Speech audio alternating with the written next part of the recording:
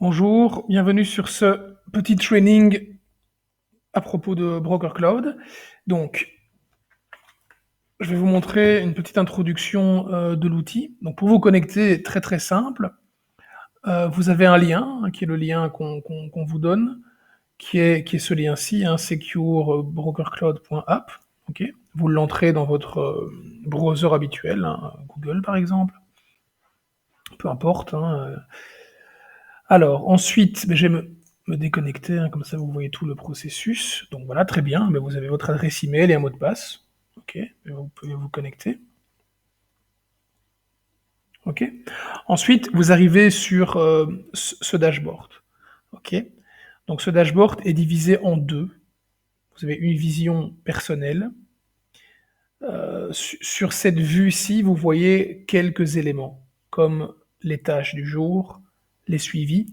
Alors les tâches et les suivis, on le verra après, ce sont simplement des tâches que vous créez dans des pages spécifiques. Donc dans Broker Cloud, vous avez l'opportunité de vous créer des tâches. Okay. Plutôt que de les écrire sur papier, eh bien là, vous les écrivez de manière digitale et elles apparaissent ici, entre autres, mais elles apparaissent aussi à d'autres endroits. Ici, c'est simplement un aperçu. Okay. Ensuite, vous avez également un aperçu de votre agenda. Okay.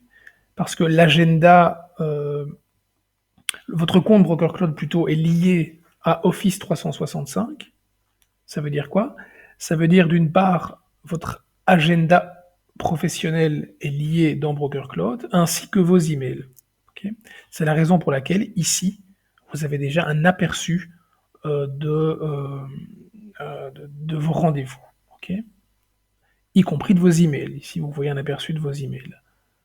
Ensuite, également, vous avez un aperçu des documents qui sont assignés de manière électronique. La signature électronique, c'est une composante importante de Broker Cloud, raison pour laquelle, dans cet aperçu, vous avez déjà une vue sur les documents assignés. Ok. Donc il y a deux vues, votre vue personnelle et la vue du bureau. Okay, donc la vue du bureau, c'est celle-ci. Et pareil, vous allez retrouver toute une série d'informations, notamment ceci, une information sur vos collègues, les emails non lus, les tâches qui sont en attente chez eux, les rendez-vous éventuels que vos collègues ont. Parce que, encore une fois, tous les Broker Cloud sont liés à Office 365, ce qui permet d'avoir une connexion totale entre vous et vos collègues. Y compris les documents assignés, ok, pareil, ça c'est au niveau du bureau, les documents qui sont assignés, et les activités récentes du bureau. Donc là, vous pouvez constater ce que vos collègues ont fait. Okay. Alors, pour continuer, on a ces onglets-ci qui sont très importants, notamment celui-ci, qui vous permet simplement d'étendre ce bandeau, cette zone. Vous pouvez la réduire ou l'étendre, ok. Vous avez le plus ici qui va simplement ouvrir une autre fenêtre. Donc je clique et vous voyez que ça ouvre une autre fenêtre. Mais vous pourriez aussi faire un duplicate. Voilà.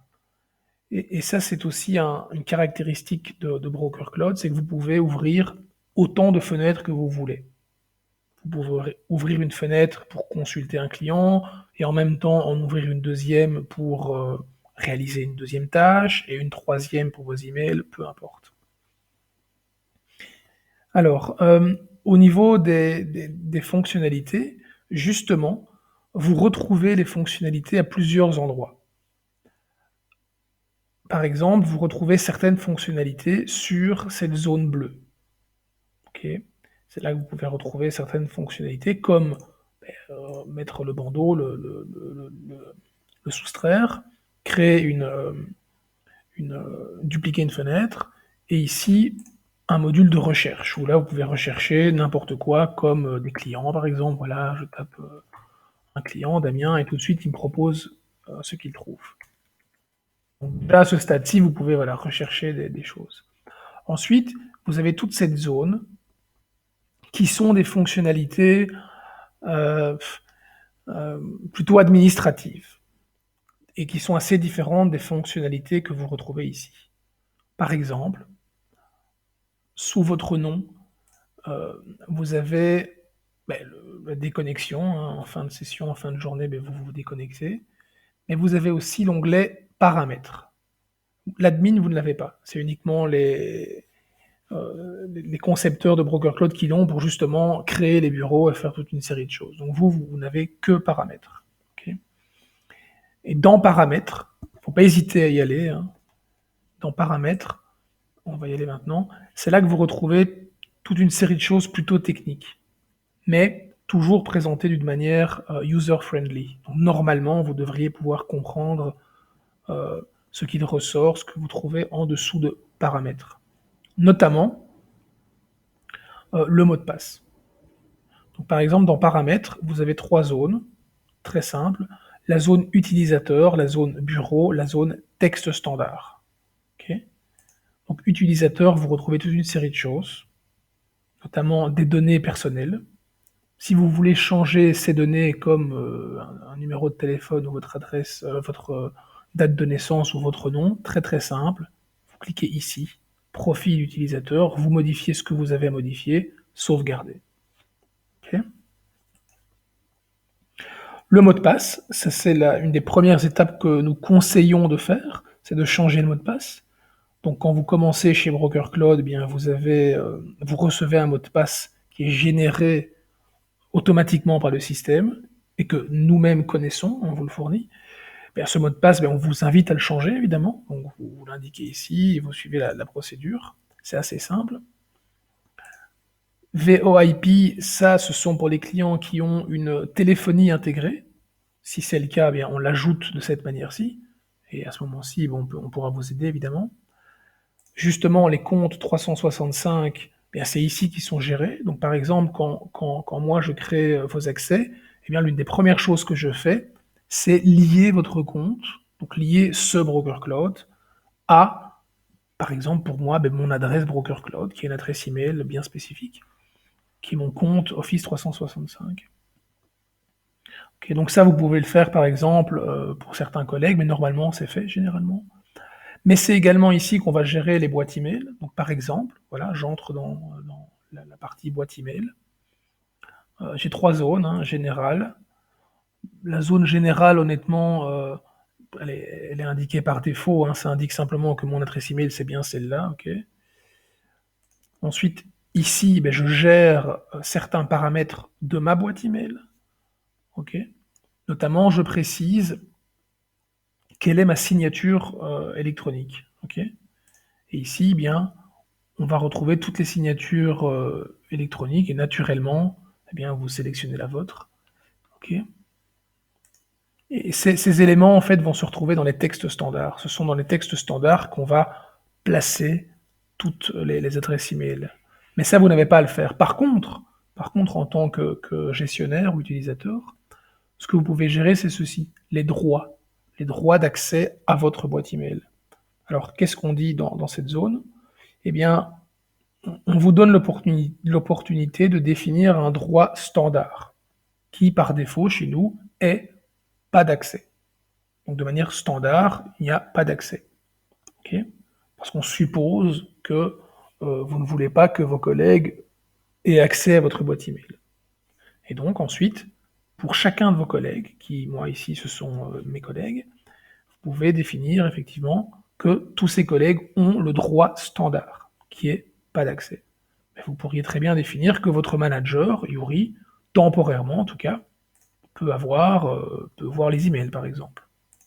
Okay, donc là, j'autorise temporairement Yuri à voir mes emails ou à pouvoir les lier, les déplacer. Les lier, ce qu'on appelle lier, c'est le lier à un client. Okay. Les déplacer, c'est pareil, je les déplace vers une autre boîte email, par exemple. Mais honnêtement, c'est peu utilisé. Je pense que souvent, on va utiliser l'option voir et lier les emails quand, par exemple, quelqu'un est en vacances. Ou ça peut être temporaire. Ça peut être, par exemple, vous êtes en vacances, on vous téléphone pour vous dire qu'il y a eu un email important d'un de vos clients, temporairement, vous pourriez laisser voir les emails le temps que cet email soit traité par vos collègues. Et comme Broker Cloud peut être géré uniquement avec une connexion Internet, c'est envisageable de gérer ce genre de petites choses uniquement avec votre smartphone. Vous pourrez très bien temporairement vous connecter, vite donner les droits pour que vos collègues puissent traiter un client important, par exemple, et dès que c'est fait, vous revenez sur la version standard. Voilà, c'est un exemple, à vous de trouver la manière de l'utiliser. On peut avoir le cas d'un courtier qui a plusieurs adresses email. C'est alors ici qu'on ajoute son adresse email. Mais pour ce genre de choses techniques, c'est nous qui vous aidons, évidemment. Alors, ensuite, calendrier. Eh bien, pareil, les calendriers sont partagés, ok. Et ici, vous pouvez décider de quel droit vous donner à d'autres personnes. Donc, par exemple, ici, le droit standard que nous, on préconise, c'est la possibilité de modifier. Donc, par exemple, ici, à Irina, j'ai donné le droit standard. Ça veut dire que Irina peut modifier mon calendrier. En gros, ça veut dire qu'elle peut placer des rendez-vous pour moi dans mon calendrier. Et je peux changer ces droits, comme par exemple, simplement donner le droit de voir. On peut simplement voir mon agenda, mais on ne peut rien faire. Ou alors, qu'il n'y ait pas d'accès, tout simplement. Okay. Et pareil, par personne, je peux définir des droits différents. Voilà. Donc ça, ce sont les paramètres que vous pouvez gérer au niveau utilisateur. Alors, on a aussi ce qu'on appelle le WebDAV. Alors là, je ferai plutôt une vidéo spécifique pour le WebDAV. Ça va être trop long à expliquer ici. Le WebDIV, pareil, pour les courtiers qui utilisent la WebDIV, ben c'est ici qu'on crée cette connexion avec Portima DIV en réalité.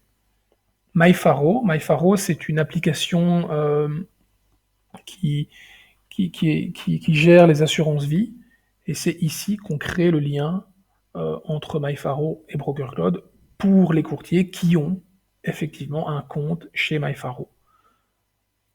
Alors, je vais en rester là pour les paramètres, et je discuterai des paramètres bureau et texte standard dans une autre vidéo. Mais revenons ici, donc rappelez-vous, sur le bandeau bleu, vous avez effectivement les paramètres, ce qu'on vient de faire, c'est assez important d'y aller. Mais vous avez aussi, pour les clients qui ont l'option SMS, l'opportunité d'envoyer des SMS avec cette bulle. Okay. À côté, nous avons, je pense que c'est les emails, voilà. Donc, effectivement, si vous cliquez ici, vous entrez dans vos emails. Et moi, ce que je conseille, c'est toujours par défaut de réserver une zone, de réserver plutôt une fenêtre email. Moi, ce que je fais souvent, quand j'ouvre mon BrokerCloud, j'ouvre déjà la partie email et je la laisse à part, et ensuite j'ouvre une deuxième session, comme ici, et là je fais quelque chose d'autre. Alors, les emails que vous voyez ici, c'est un copier-coller de votre vraie boîte email que vous ouvrez sur Google ou n'importe où. Donc en théorie, vous pourriez uniquement consulter vos emails via cette fenêtre BrokerCloud. Et c'est la même chose. Vous pouvez envoyer un email depuis cette zone ou depuis votre email ouvert sur Google, ça ne change rien. C'est vraiment la même infrastructure derrière. Alors, à côté des emails, vous avez cette zone. Et là, effectivement, c'est pareil. Vous avez vos agendas, enfin, votre agenda, et aussi la zone tâches et la zone suivi. Donc, on va ouvrir l'agenda. Je conseille aussi d'ouvrir à part une fenêtre agenda. Donc, par exemple, ici, j'ai mes emails, et à côté, j'ai mes agendas. Enfin, j'ai mon agenda. Alors, comme j'en parlais juste avant, l'agenda est partagé. Enfin, dans ce sens où vous pouvez effectivement voir l'agenda de vos autres collègues. Pour ça, il suffit simplement de cliquer ici, et vous avez en couleur l'agenda de votre collègue, ou de vos collègues qui apparaît, voilà, comme Didier, ou peu importe. Ok. Ensuite, les tâches, ça j'y reviendrai plus tard, et les autres zones également. Voilà, à plus tard dans une prochaine vidéo de formation.